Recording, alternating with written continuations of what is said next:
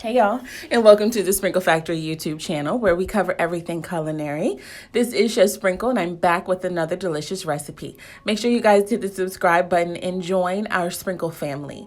Today I'm going to walk you right through brunch. I'm going to be making sausage gravy, buttermilk fried chicken, and my no-fail delicious cheesy biscuit recipe. So today we are going to start with 3/4 cups of frozen butter. And a trick to this, normally you would have to cut the butter into the flour and get those little pea-sized crumbs. No, we're going to skip all that. We are going to grate the butter. Literally, this is genius, you guys. 3/4 cups of butter. We want to grate it. And while we get all the other ingredients together, we want to put it in the freezer. It has to be very, very, very cold so you get those nice flaky biscuits. The next thing that we are going to do is we're going to get our dry ingredients together. Literally, these are no-fail biscuits. They will come out perfect for you every time. As you guys know, I do have the ingredients there at the bottom of the screen, but I'm also going to put them in the description. This is the secret, cream of tartar. These are going to give you the most tender, flaky biscuits ever.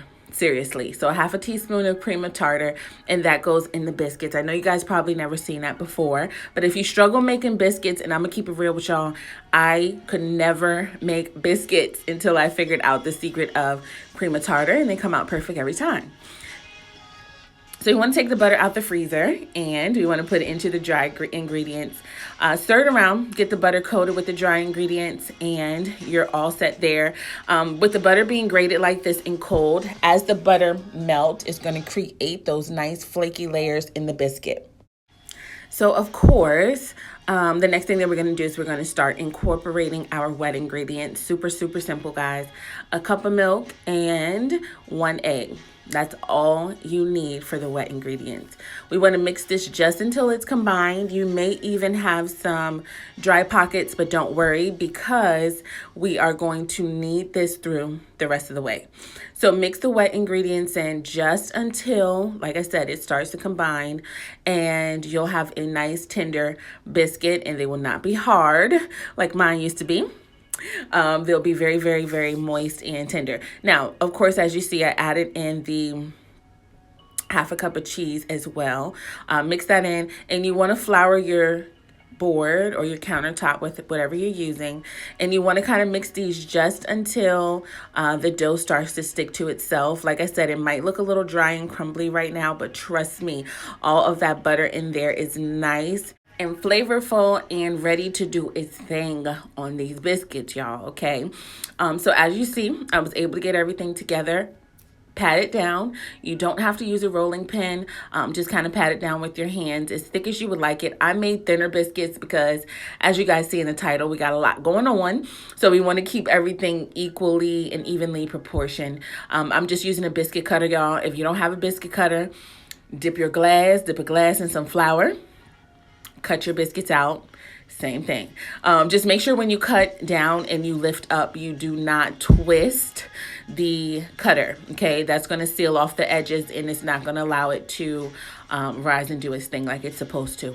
I do spray my cookie sheet. I just want to make sure that they come off easily. We're going to set these biscuits up, pop them in the oven, and we're going to move on to the next thing. Okay, so the next thing we're going to do is we're going to start our sausage gravy. Y'all, I'm giving y'all a big secret, okay? My dad loves this gravy. He's not an easy one to please. Everyone swears by my gravy. Literally, if they can eat it every morning, they would. So just follow this step by step, and I promise you your family is going to love you just the same. So we're going to brown our sausage. Now, sometimes you might have to help it out with just a little bit of butter. In total, we're going to use 3/4 of a stick of butter for this. So just add you in a little pat of butter if you see that it's not making much grease, and you'll be all set.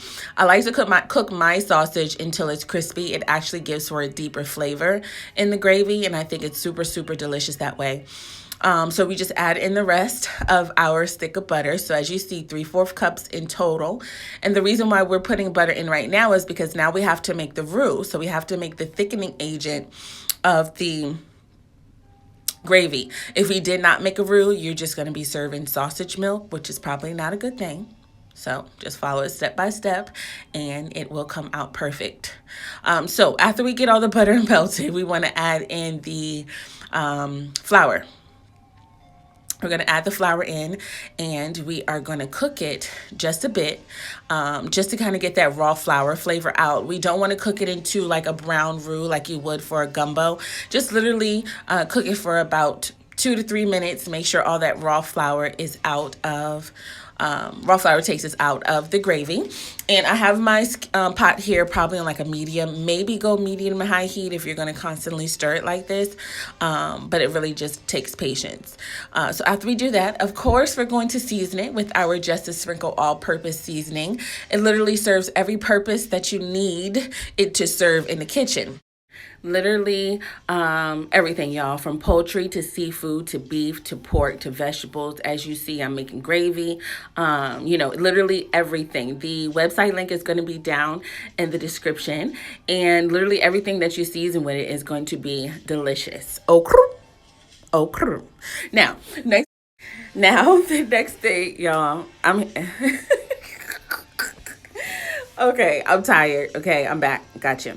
Okay, so the next thing that we are going to do, y'all, is we're just going to wait for the gravy to bubble. We're going to wait for it to boil. Whenever you're thickening something, whether it be with a roux, whether it be a cornstarch slurry, it's not at its full thickening potential until it boils. So we just want it to just boil. You don't want to scorch your heat or anything like that. We added some parsley, some food glitter, of course, just for decoration. And pretty much that's it, y'all. So take this off the heat, put it to the side until you're ready. When the biscuits come out, I do like to brush them with butter, and then I put them back in the oven sometimes just to get it a little more golden, but that's totally up to you. But they literally, regardless, come out perfect every time. Let me show you. Let's slow it down with a slow-mo.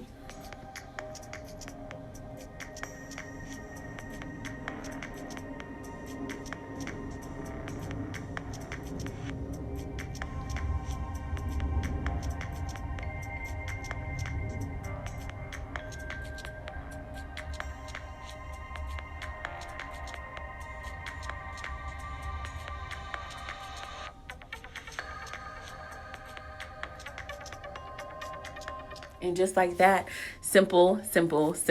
Shout out to my brother Josh for being my hand model. What I'm going to do, y'all, is I am going to season up my boneless, skinless chicken thighs. I prefer to use these because they're super easy to eat. I put hot sauce, just a sprinkle, of course, and I'm going to put 2 cups of buttermilk. Close this up or cover this up and allow it to rest in the refrigerator for about an hour. An hour should do it. The longer you let it soak, the juicier they will be. I just have some flour here, and I'm going to season it, of course, with my Just a Sprinkle. And we are going to bread up our chicken, and we are going to fry it. We're going to fry it at 350 degrees, y'all. It may take 6 to 8 minutes because there's no bones, no skin. So don't overcook it. You want to make sure that it does remain juicy. And after that, just literally keep breading and frying your chicken until you're all done, and everything will turn out nice and golden and delicious for you. The chicken thighs will be so juicy. You will always fry your chicken this way. And pretty much that's it, guys, until it's time to put the meal together.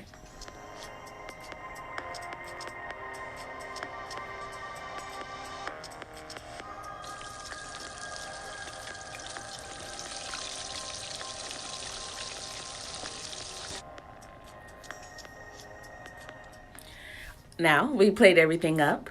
We hit it with the sausage gravy, and I'm going to slow it down, y'all. Bonus, 2 slow-mos.